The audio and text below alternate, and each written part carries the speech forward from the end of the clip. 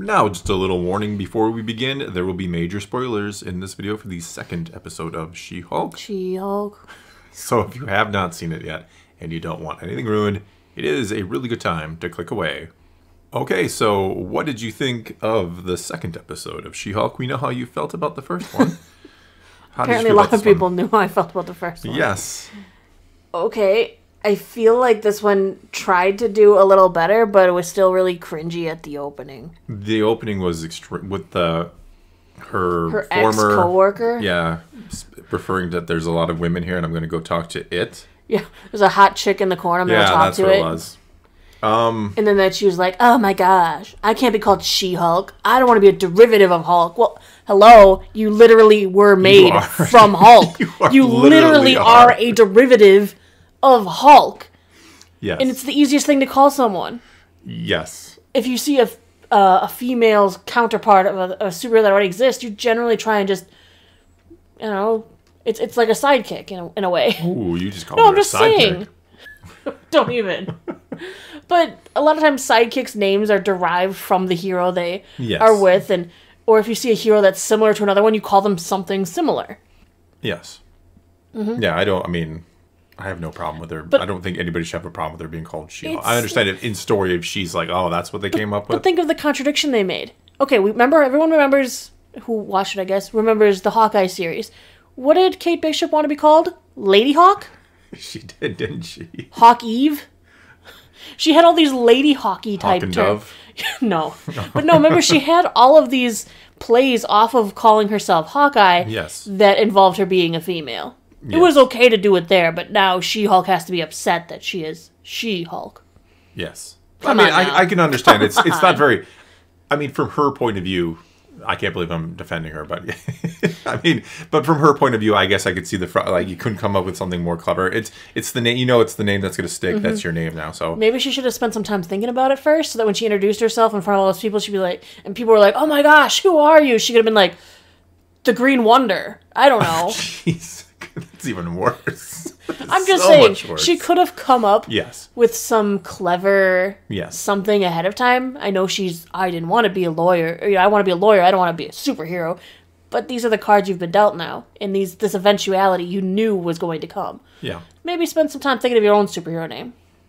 Maybe. Maybe. They try that sometimes and they never stick, though. Captain America did. That was a pre-planned, marketed name.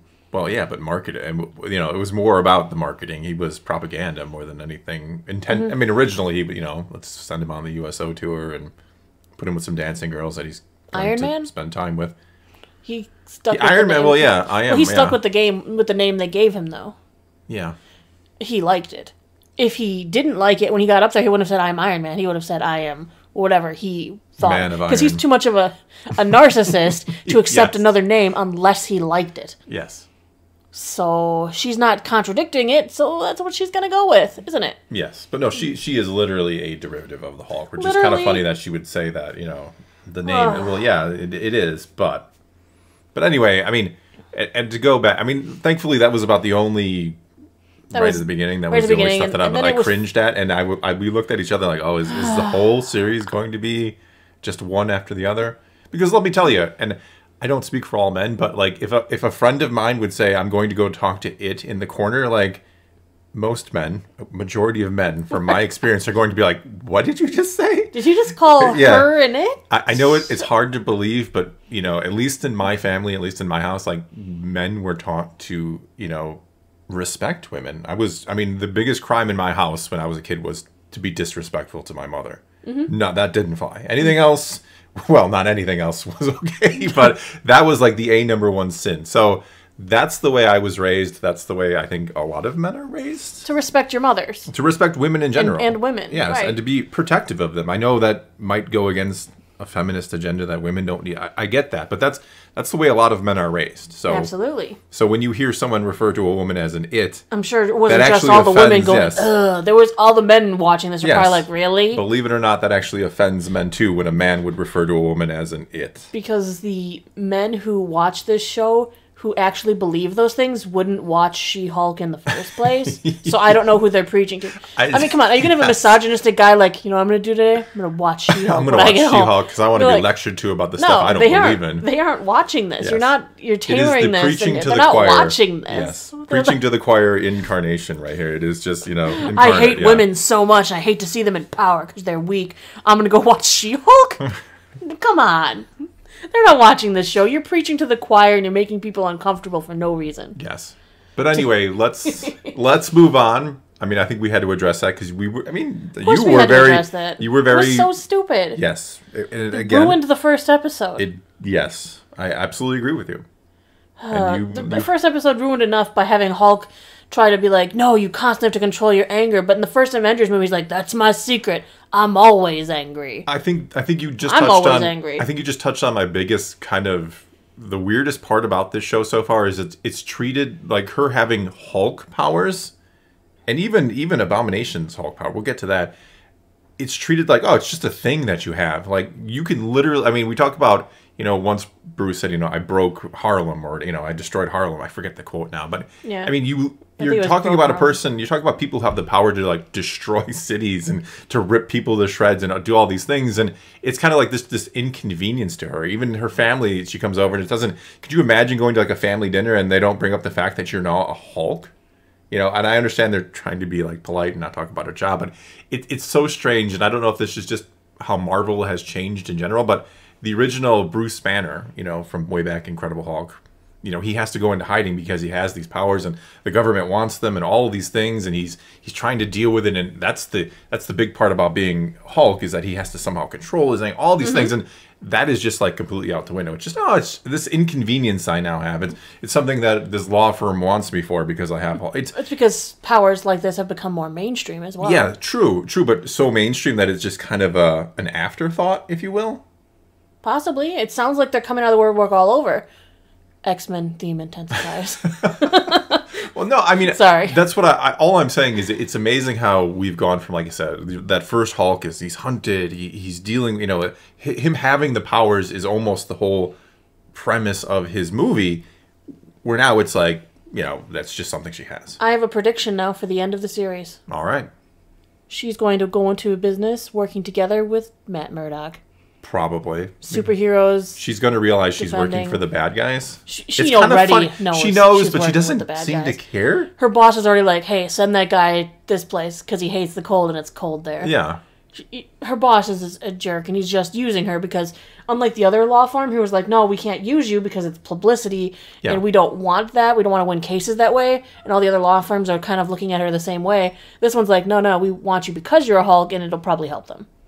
Yes. Mm-hmm. So I really like her new coworker. I think he said his name was Dennis. Oh, brought the office supplies gift basket with the map on the best bathroom to poop in. You need to know that because that means it's probably got the best soundproof walls and stuff. Yes. Well, that and maybe the smell doesn't drift out as much as I don't know. It's the good one though.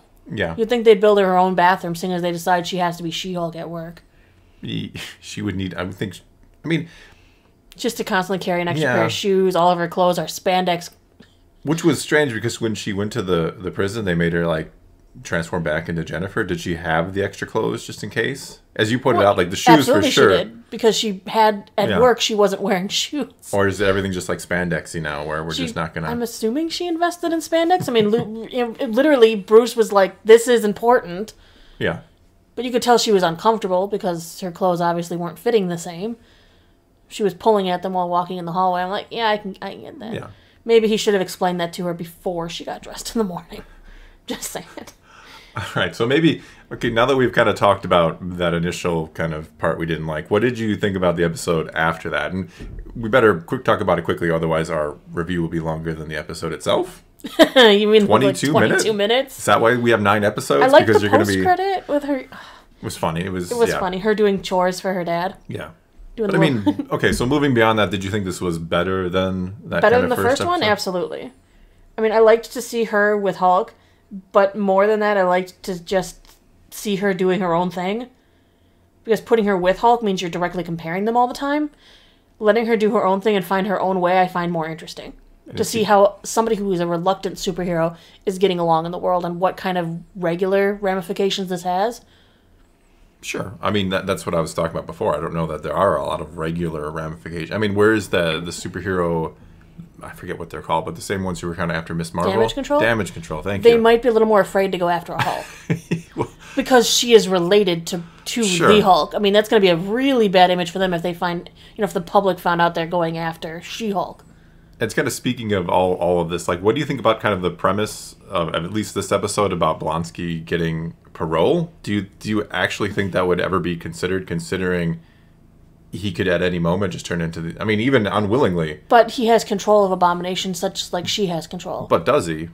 Well, he did in the original movie. He talked. Yes, but I guess my point is, does he... Would you trust him?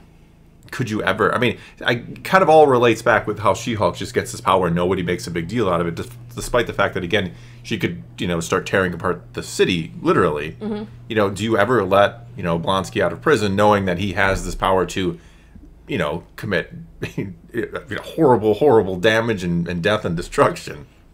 That's what damage control is for, isn't it? Yeah. They have to deal with it when these things happen or call other superheroes or...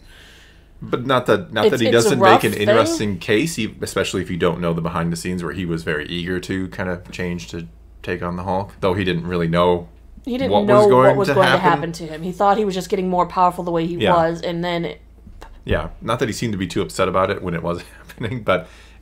Isn't that what the prison system is supposed to do, though? Reform somebody and rehabilitate? Yeah. And if he actually... I mean, we can't exactly tell right now, but seeing him from Shang-Chi, I think he is a little more... He's definitely under more control because they staged that fight. Yeah. We know this from Shang-Chi. So he's capable of rational thought and everything while he's Abomination. Yeah. He's capable of earning money in some weird underground thing here. Maybe he does deserve the chance to prove he's a new man, to prove he's rehabilitated. Maybe. That is what the prison system is for. In theory, yeah. And he wasn't corrupted by the government giving him these drugs to make him take on the Hulk. Yeah. He didn't have much of a choice at the beginning. He got kicked by the Hulk and every bone in his body was probably shattered. Broken. The government gave him his only chance to go back to living a normal life. What would you do? If they're like, we'll give you this and it's going to make you better and stronger and you're going to be healed.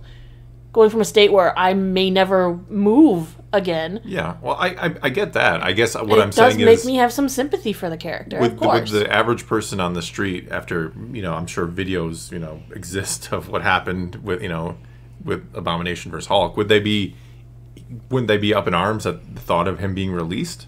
They should... Why are they up? They aren't up in arms about the Hulk being around. Is it just so commonplace in this world now that people don't kind of like She-Hulk is betraying? Oh, it's just someone with superpowers, and I got a cousin who wants to be a superhero, or I got that. Is it really? Is that what they're going with? Which is kind of very comic book-esque, right? In the comic books, being a superhero isn't like... Hulk was allowed to redeem himself after breaking Harlem and doing all the horrible things he did, and then he ran off. He redeemed himself when he joined up with the Avengers and helped stop the Chitauri invasion. Sure, and I understand that we're not totally let's rooted switch in their reality. Places. Yes. Let's say that Blonsky was the one who helped stop the Chitauri invasion instead. He'd be the hero. Sure. And Hulk would still be on the run. Sure. It's a matter of circumstance in some cases as well. Yeah, I mean, like I said, it's comic booky. That you have to expect that it's going to be treated a little differently. And like I said, the more the MCU goes on, the more it does feel like comic books. It feels almost straight from the pages how they handle things in the comics, for better or worse, which could be a fun discussion in and of itself. I did like that the one office at the new law firm there, his office was full of graded comic books. I was like, well, nice. That's the real deal right there. It is the real deal. I also liked, speaking of all this, and kind of talking a lot about the Incredible Hulk film, the first Hulk movie. I like that Bruce in this, Mark Ruffalo, says I was literally a different person because you were Edward Norton in that film. I got a kick out of that. Yeah, a different person. Yes, a little wink and a nod to... Speaking of Hulk, is this a tease? Is this a tease? Are we going to go to Planet Hulk? Are we doing Come on, Planet Hulk. But then the other guy's got to show back up. He does, which is good. I want to see the other guy. I miss the other guy. I do too. I really liked the other guy. I like that we're calling him I really liked the other guy in Thor Ragnarok. That was one of the best parts of Ragnarok, I think. He proved very well that he could be a rational Well, I mean... He was rational. He could make decisions and think. And more so than he used to be. More so than just, I'm a rage monster. It was, someone picked on me, and now... No, he was a gladiator. He understood things. Yeah. Is he, A, going off because his child was born, and he's, going off there? Is he going back to Sakaar to be a gladiator again, and maybe he missed that in some respects? Who knows? I want them to continue that story now instead. They'll definitely give us where that's leading to. I mean, that'll probably be like the last post-credit scene in the series. Who knows? A tease for, I would assume, a movie. Maybe. I mean, I don't think you're going to make that into a series. The budget for that would be ridiculous, right? Or does this just somehow play into Secret Invasion? No, maybe, I don't know. I mean, they've got so much they're doing. It's another way, of course, to get Hulk off planet. Yeah, that's what I was thinking. Yeah, it's always convenient to get him out of there. Mm-hmm. But I mean, it could be also Secret Invasion. They could have somebody coming to take his spot in Secret Invasion. Possibly. I mean, maybe they aren't Sakaarians after all. They could literally be Skrulls in disguise. Yeah. I mean, we don't know. We have no idea. But I want to see where this goes. If they can just keep the feminine... I mean, they reduced it in this one, so maybe next episode it won't be in there at all. It's like... Or they just have to, put one thing in there, and they're like, there, we put the one thing in there. Our obligatory feminist propaganda, where men are all scumbags. Yes. Darn men. Scumbags. I know, we're all horrible. We all call women its. All of us. How dare you call me She-Hulk like I'm a derivative? Oh, wait. Wait. I'm a derivative of She-Hulk. Yeah. I literally was made from him. But no, I would say better than the first episode, I guess. Sorry, everybody. I wasn't as angry this time. I don't know. You sound pretty angry again. Just angry from the beginning, and that it was really, really short. It was really short. It was about the size of a regular TV episode. If half-hour sitcom. Yeah, that's what it was. When you take out the commercials, that's the length of this thing. Felt like a Mandalorian episode there. That's always feels so short. Well, you better wrap this up. We're getting really close. We are getting close to the being long. I almost wanted to. No, we're not doing that to people. We're not doing that to people. All right, well, that's all we got for you this time. So take to the comments below and tell us what you thought of this week's episode of She-Hulk. Or what you thought about Naboo's take on this week. Was she calmer this time? Is she learning to control her anger? Because we know women have to control their anger all the time. Not if I hit you. Punch! See, you fail as She-Hulk. You wouldn't be able to transform that well. But no, seriously, take to the comments below. All women have this power. Take to the comments below. Tell us what you thought about this week's episode of She-Hulk. Let's talk some Marvel. And until next time, thanks for watching.